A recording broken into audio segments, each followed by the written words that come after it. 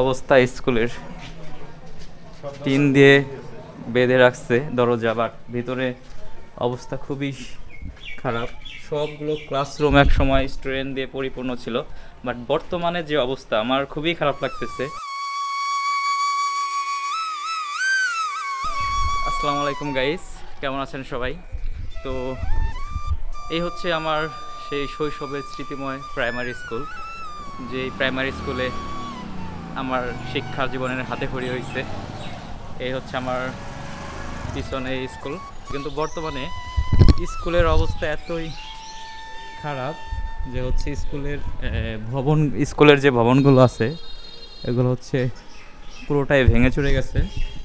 আমি কাছে নিয়ে দেখাই, এই হচ্ছে স্কুলের পুরনো অবস্থা। ওই পাশে একটা নতুন বিল্ডিং হয়েছে, বাট হচ্ছে নতুন বিল্ডিং হওয়ার পরেও 2টা রুম মাত্র। এই 2 রুমে 5টা ক্লাস কিভাবে হয় আমার জানা নাই।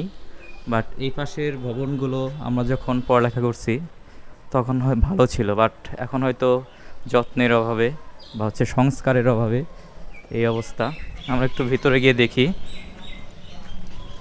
এই হচ্ছে স্কুলের বর্তমান পরিস্থিতি। এই ক্লাসগুলো এক সময় পরিপূর্ণ ছিল স্টুডেন্ট টিচার দিয়ে, আর বর্তমানে এই অবস্থা।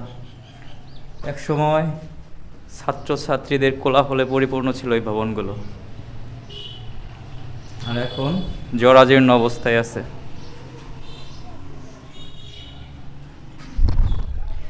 গাইস, এই স্কুল ঘিরে রয়েছে আমার অনেক স্মৃতি, বাট এখন এসে খুব খারাপ লাগতেছে স্কুলের অবস্থা দেখে।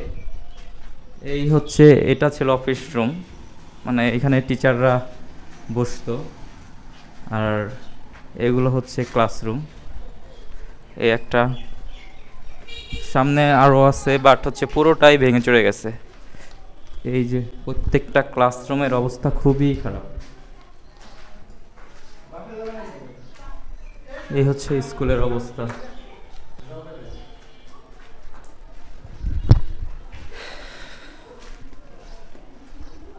এই তুমি তো স্কুলে পড়ছো, তোমার কি অবস্থা, কি রকম লাগতেছে বলো দেখে?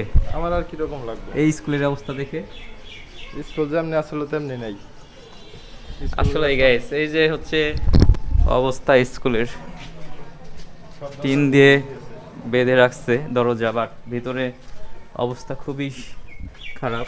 সবগুলো ক্লাসরুম এক সময় স্টুডেন্ট দিয়ে পরিপূর্ণ ছিল, বাট বর্তমানে যে অবস্থা আমার খুবই খারাপ লাগতেছে। এই ক্লাসগুলো এক সময় ছাত্রছাত্রী দিয়ে ভরা ছিল, আর এখন হচ্ছে প্রত্যেকটা এই পাশের জানালাগুলো লাগানো, তাহলে হয়তো ভিতরে গিয়ে দেখাতে পারতাম। আর সামনে ওই পাশে, আমার পিছনে ওই পাশে একটা নতুন ভবন হয়েছে, বাট সেই ভবনটা কতটা কাজে লাগে আমি জানি না। মানে একটা ভবনে 2টা রুম, সো এই 2টা রুমে হচ্ছে কিভাবে ক্লাস করায় এত স্টুডেন্ট আমার জানা নাই। সো কাছে গিয়ে দেখি। এই হচ্ছে ভবন, নতুন ভবন হয়েছে 2011 সালে। আর এই পাশে হচ্ছে ওয়াশরুম,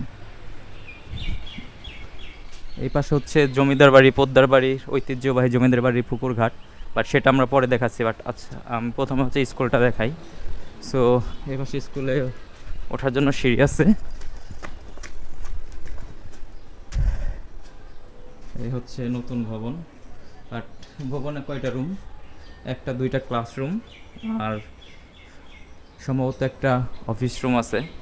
বাট এই 2টা রুমের ভিতরে কিভাবে ক্লাস হয় আমি জানি না। 5টা 1 শিশু শ্রেণী থেকে 5 পর্যন্ত, তার মানে হচ্ছে 6টা ক্লাস।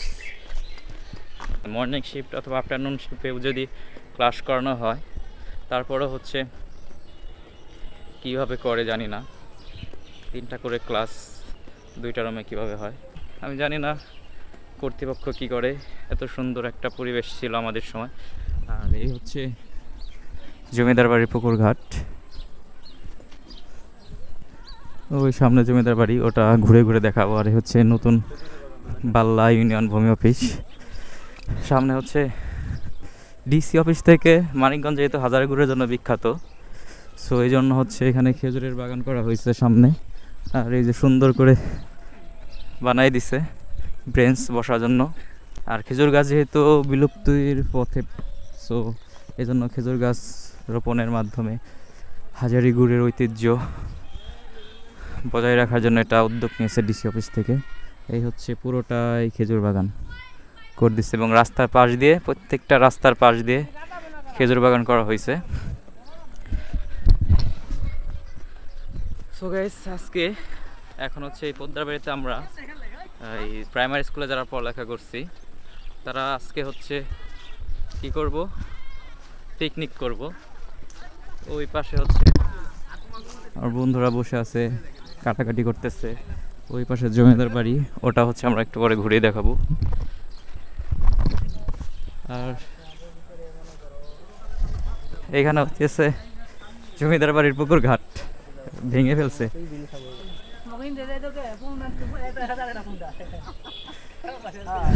এখানে খনন করতেছে আপাতত, এরপরে হচ্ছে আবার নতুন করে এখানে ঘাট বানাবে সম্ভবত, যতটুকু শুনতে পাইছি। এখানে হচ্ছে পুরানো ঘাট। আর ওই পাশে সবাই কাটাকাটি করতেছে, রান্নার প্রস্তুতি নিতেছে। আর এই ঘরের পিছনে কিছু স্মৃতি আছে, ওই পিছনে গিয়েই বলবো, স্পেশাল স্মৃতি সবাই মিলে। সো একটু পরে আবার আসতেছি।